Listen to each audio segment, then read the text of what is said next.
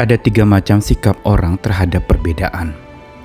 Ada yang pertama adalah anti perbedaan.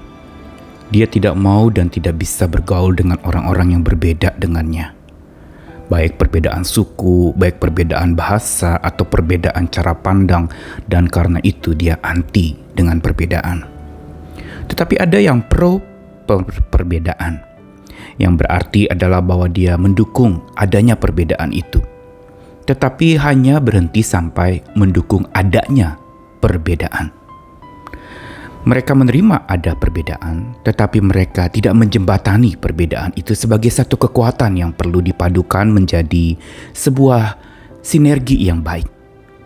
Dan yang terakhir adalah mendayagunakan perbedaan, yaitu ada orang-orang yang memakai perbedaan itu sebagai pembentuk sebuah harmoni.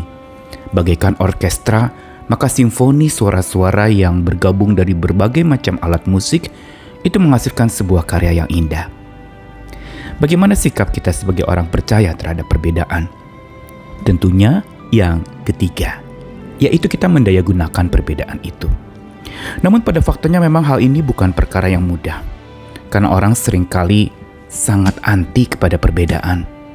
Terbukti dengan adanya orang yang hanya ingin bergaul dengan orang-orang yang sama, dan menganggap orang-orang yang di luar dari lingkaran mereka itu adalah orang-orang yang karena berbeda, maka mereka menganggap itu sebagai kelas kedua. Itu dianggap sebagai kelompok yang berseberangan dengan mereka. Padahal sebenarnya Tuhan adalah Tuhan yang menciptakan perbedaan. Dia ingin supaya kita belajar dari perbedaan yang ada, bukan juga mempraktikkan pembedaan-pembedaan. Pembedaan adalah sebuah sikap di mana kita membeda-bedakan.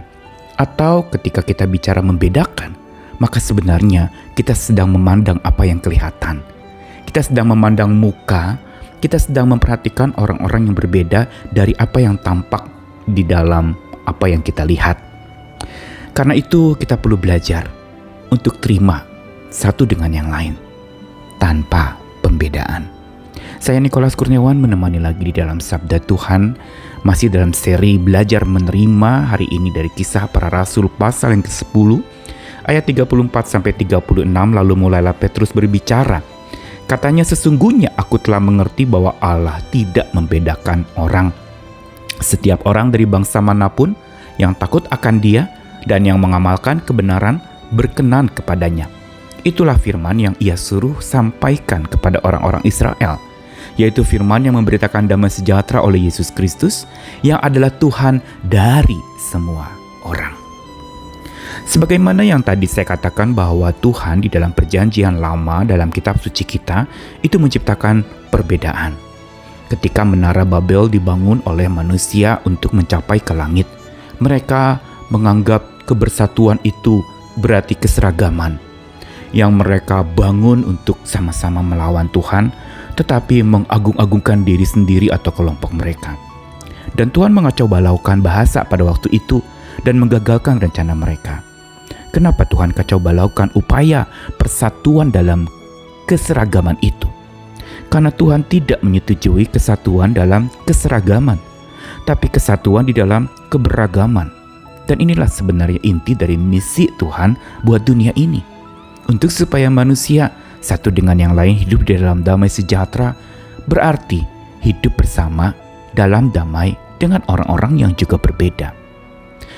Dan dalam kisah Para Rasul pasal 10 ini diceritakan latar belakangnya adalah bahwa ketika Petrus mendapati Tuhan adalah Tuhan yang sungguh mengasihi bangsa-bangsa, bukan semata orang Yahudi saja sebagai umat pilihan Tuhan, tetapi toh orang-orang yang berbeda menerima keselamatan itu pula, karena Tuhan tidak membedakan orang. Karena itu Petrus menemukan sebuah makna yang dalam dari peristiwa yang dia alami ketika mendapati ada orang yang berbeda bangsa tetapi menerima Tuhan juga. Di sini Petrus mempunyai pengertian yang baru bahwa Allah tidak membedakan orang. Apa artinya Allah tidak membedakan orang? Allah tidak membedakan orang bukan berarti Dia buta terhadap warna-warni orang-orang yang ada atau bangsa-bangsa yang berbeda. Tetapi Allah tidak membedakan itu, menunjukkan bahwa Allah tidak memandang muka dari orang-orang itu. Kata yang digunakan dalam bahasa Yunani memang lebih tepat diterjemahkan memandang muka, prosopolemtes. Dari kata prosopon yang artinya wajah dan lambano yaitu melihat atau memandang.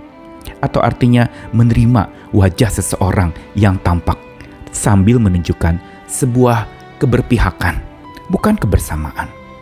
Dan karenanya ketika peristiwa Cornelius itu terjadi dan Petrus menemukan satu konsep yang baru di dalam kasih Allah yang begitu meluas, tidak semata hanya orang-orang dan suku bangsa tertentu, tapi untuk semua manusia dengan berbagai macam keberagaman yang ada. Petrus ingin mengajarkan dan kita semua perlu belajar untuk kebersatuan di dalam keberagaman, bukan kebersatuan di dalam keseragaman. Dan untuk prakteknya tentu saja kita perlu belajar menerima orang-orang yang berbeda. Dan juga apalagi jangan pernah melakukan pembedaan kepada orang-orang. Tuhan mengukur manusia bukan dari apa yang tampak di luar. Seperti apa yang kita renungkan kemarin, bahwa kita jangan takut dinilai, karena manusia hanya bisa menilai permukaan. Tapi Tuhan justru menilai dan memandang apa yang ada di dalam diri seseorang. Yaitu Tuhan memandang akan keberadaan orang itu yang takut akan Tuhan dan yang mengamalkan kebenarannya. Ini yang dilihat oleh Tuhan. Bukan tampak wajahnya, bukan warna kulitnya, bukan bagaimana rambutnya dan apa yang tampak di permukaannya, tetapi apa yang ada di dalam hatinya, yang hidup sungguh-sungguh takut akan Tuhan dan hatinya mau mempraktekkan, mengamalkan kebenaran Tuhan. Ini yang jauh lebih penting dari Tuhan dan bagi Tuhan dibandingkan perbedaan-perbedaan yang ada yang seringkali dijadikan alat untuk kisruh satu dengan yang lain antar manusia. Bukankah masalah rasialis sampai hari ini masih sering terjadi?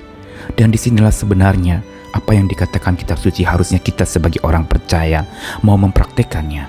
Sebuah kebersatuan di dalam keberagaman, bukan kebersatuan di dalam keseragaman. Tuhan ingin mendidik dan mengajar kita untuk menerima yang beda. Karena Tuhan terima yang beda, karena Dia tidak anti perbedaan, apalagi mempraktikkan pembedaan. Tapi Dia sangat mendukung dan menjadikan perbedaan, keberagaman itu menjadi sebuah karya indah, harmoni dan simfoni yang menghasilkan suara cinta kasih yang menyebar kemana-mana. Dan yang Tuhan lihat adalah hidup yang takut akan Tuhan dan kebenaran Tuhan diamalkan. Kebenaran apa yang patut diamalkan oleh setiap kita? Kebenaran bahwa manusia, setiap pribadi memiliki keunikan dan tidak ada satupun yang sama satu dengan yang lain. Karena itu mari kita bangun sebuah kebersatuan di dalam keberagaman. Jangan mau jadikan sesama kita itu persis sama dengan kita. Karena Tuhan mau kita menghargai perbedaan itu dan memakai perbedaan itu sebagai sarana untuk kasih Tuhan makin diperluas, makin berwarna-warni, makin beragam cara dan tata cara mengasihinya. Tuhan mau mengajarkan kita hari ini untuk belajar menerima mereka yang berbeda dan menerima perbedaan tanpa membedakan. Ayo bangun kesatuan di dalam keberagaman.